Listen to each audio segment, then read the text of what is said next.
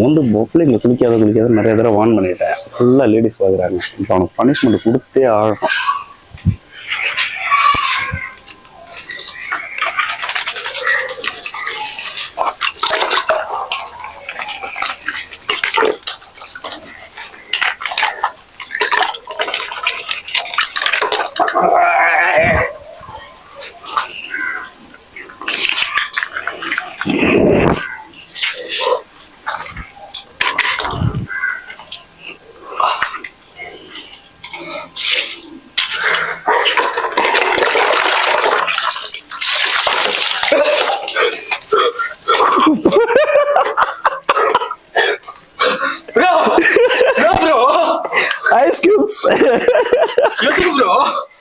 உன்னை எத்தனை தடவை பப்ளிக்ல குளிக்காதுன்னு சொல்லியிருக்கேன்.